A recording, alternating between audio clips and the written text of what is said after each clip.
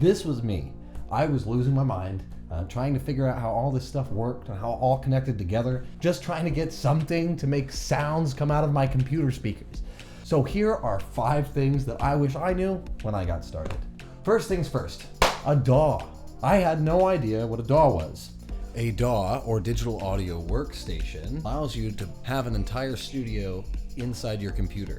You edit music, add different channels, layer tracks on top of one another. It's what gives you the ability to create a song composition. DAWs have all kinds of different abilities. There are multiple DAWs out there. I currently am using Ableton Live Lite because it came with my audio interface, my Volt 2, which I love. It's been great. Ableton was not the first program that I tried. The first program that I tried was actually Cakewalk. Cakewalk is now free. I'll put the link down in the description. But I've been using Ableton for workflow. From what I've seen, all the DAWs are pretty much the same. It really has to do with what you like personally or what helps you flow the best when you're working. For me, for my workflow, so far, Ableton has been fantastic. Number 2, MIDI, or Musical Instrument Digital Interface. MIDI allows the use of digital instruments using a variety of controllers. So I could use my electronic drum set. I could use my keyboard, 88-key keyboard. I could use, I have a MPK2 MIDI controller. I could use that. I could also use my keyboard or my mouse, which I didn't know before. I thought I had to have a MIDI controller to be able to control those things. But yes, you can use your keyboard. So the third thing is a VST. It's a plugin, and basically, like you would normally have your switchboard in any recording studio, you would plug things into that to get different sounds and effects. That's what plugins are. And a VST is a version of this plugin, basically is the instrument. So if MIDI allows you to have a controller and tell the instrument what to do, the VST is what you're controlling. It's your instrument.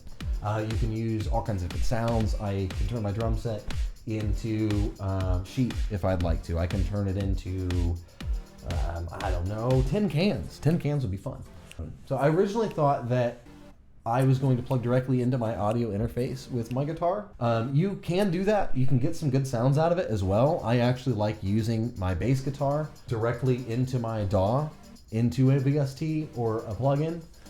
Mainly because I can get different sounds out of there that aren't necessarily bass guitar-like, but I've even gotten some orchestral sounds to come out of my bass guitar plugging directly into my audio interface.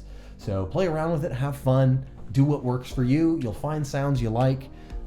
I've found things that have very much surprised me, and sometimes those are my favorite sounds. And I end up loving them and using them in something and featuring them in something right there up front because they end up being really cool. So most bands, when they record guitar, actually put the microphone right in front of the amplifier, or they may move it back a little bit to get a different sound, but they do this to get the sound of the amp, which makes sense because a lot of bands will play live, and when they play live, they need to be able to sound the same that they do in the studio, or at least as close as possible.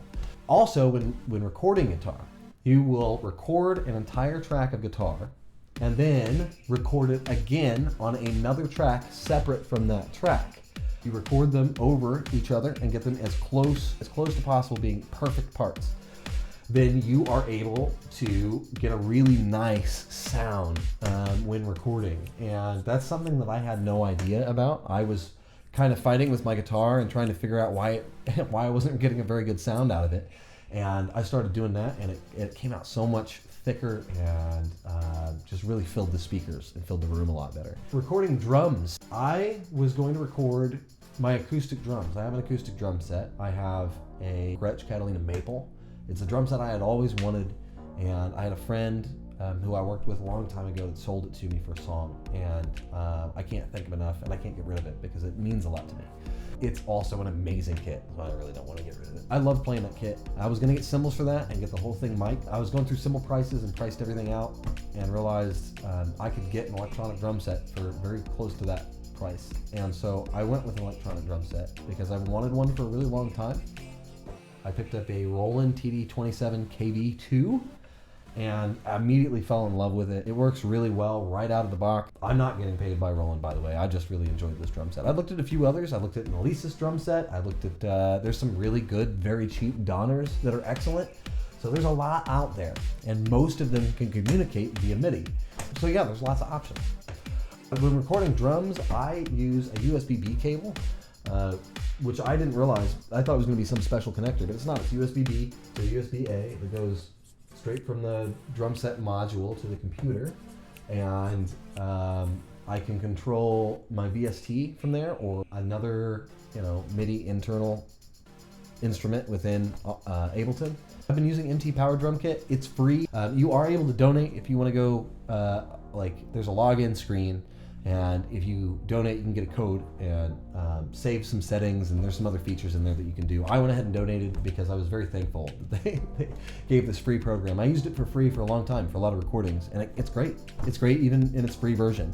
So I think the lowest donation is $9 or something like that, which is still incredibly cheap for having the full extent of that program. So thank you to those guys who made that. I'll put a link down in the description.